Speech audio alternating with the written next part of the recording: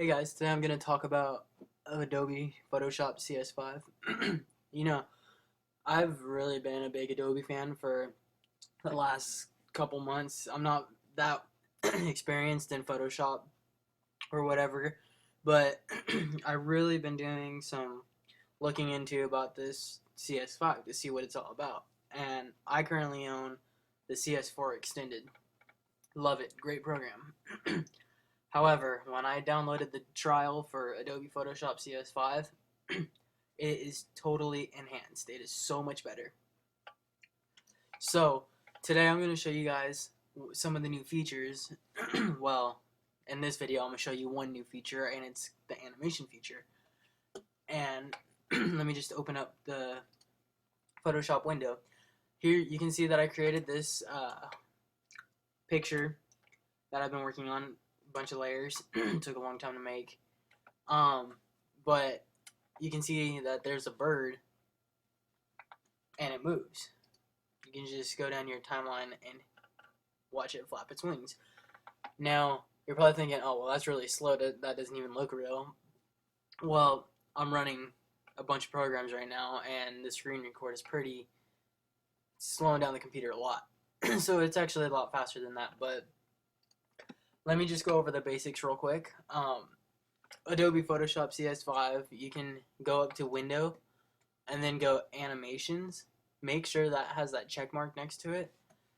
And if you see this timeline right here like this, don't worry. You don't want to mess with that unless you know what you're doing. But just come over here down to this corner, click that, and then it will say this will convert the timeline to a frame animation. Just go ahead and hit continue. And you'll see this. Well, each one of these squares is a frame. So you can take each frame and you can adjust the time. So you can have no delay on one, and then you can have like 0.2 seconds on one, and then 5.0 on another one, and so on, or you could even make your own. So for this one, I'm just going to set it all to no delay to get the best results for this effect that I'm going to do. And now that it's set, when I hit play, you can't really see the difference with the screen recorder on, but you can also toggle if you want it to go once, 3 times forever, or other. Once again, if you select other, you can type in how many times you'd like it to loop. So in this case, I'm just going to set it for forever. And then you can hit play, and there it goes. It's just going to keep doing that all day long. Now, let me show you guys how to do something like this. So, what you're going to want to do is go ahead and create a new document and or open something. In this case, I'm just going to open this bird.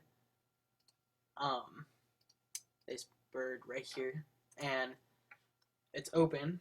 I'm going to free transform it into something smaller. So now that I shrunk its size down, just going to go ahead and place that right there. Now you can do this with anything. It doesn't have to be a bird. It doesn't have to be exactly what I'm doing. You can have any size with anything. So I'm going to take a new layer, which if you guys aren't familiar, there's new layer button right there. And then you can choose any color for the background. In this case, I'm going to do white. Just give it that nice classy look. And what I'm going to do is I'm going to duplicate this layer. And I'm just going to call it bird 2. Okay, so now we have 2 bird layers. And this is where the fun begins. If you go on the second layer, you go up to edit, transform, or not, sorry, my bad, not transform, puppet warp. You then see this, like, I guess you would say like push pin. Well, you can go ahead and click on wherever you want to keep the body still, and then I'm going to make the wing move. So I'm going to give it one click here, and then I'm going to click it again, and I'm not going to let go, and I'm just going to drag it down, and you'll see that it moves. Well, now this is where it gets really cool. You hit enter, and now you got this new bird. However, you see this third wing, and it looks really weird. So this is what you do. You're going to go down here on your timeline. Remember, if you don't have it open, go Window, Animation, and if you see that, just go ahead and scroll over here. You'll see like 3 little squares. Just click it, and then it'll take you to the timeline. Anyway, so once you have your new points and you moved your object, go ahead and go down here to this new layer right here. Click it, and it's going to create a new layer. Well, now what you're going to want to do is you're going to want to duplicate that last layer you just made over here, and you're going to just go ahead and rename it. Oops, my typing is horrible. Bird 3. I'm just going to call this one Bird 3. Now, I have 3 bird images, but each time you want to go back to Puppet Warp and then drop points to make sure that the bird or your object doesn't move. And then remember, if you want to move something, you just drop a point and then click on it again and just hold it down. And you can bring it down as far as you want. So now I have 3 birds, and then I'm going to hit enter, go down to the new layer, just like that. And most of you are probably thinking, okay, that's cool, but it looks funny. It's got 4 wings. That's not how a bird's supposed to look. You're right. And also, I'm just going to set these to no delay. And then I'm going to have this repeat forever. And you can just toggle those, like I said. And then you're going to start on your first layer. Now, if you're working with something like what I was working with before, it's going to be really confusing. So like if you're working with like something like this and you got all these layers, it's going to be a mess. So try to keep your work organized. But if you're starting this new one like and just following this tutorial, then all you have to do is just know where these layers are. So now what I'm going to do is I'm going to be on this first layer right here, or this first frame, and I'm going to turn off those 2 layers because those are birds 3 and 2. I just want the bird 1.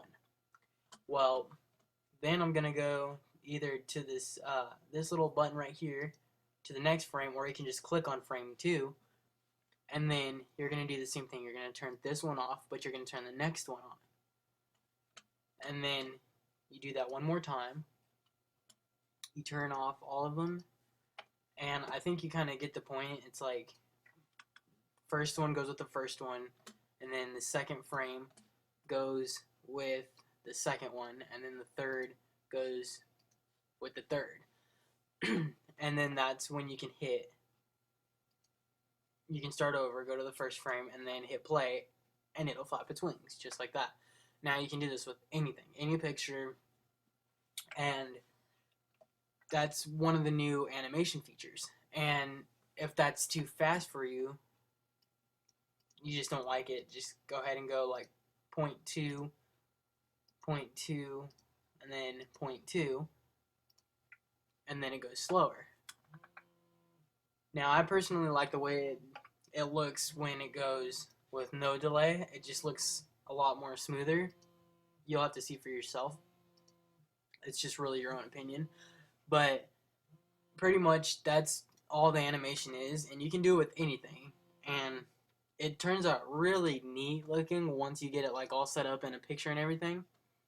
So I highly suggest and I would highly recommend to get Adobe Photoshop CS5. It is a great, wonderful program. I'm still learning it myself, but as I learn new things, I will keep you guys updated with new features and new tutorials on my second channel that I'll be making called Hall's Designs.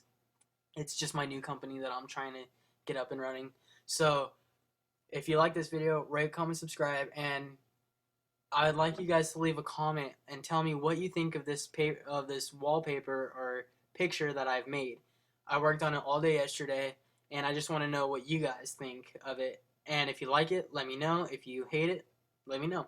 So go ahead and like this video, thumbs up, or thumbs down this video, I guess you would say. And just rate, comment, subscribe. Thanks.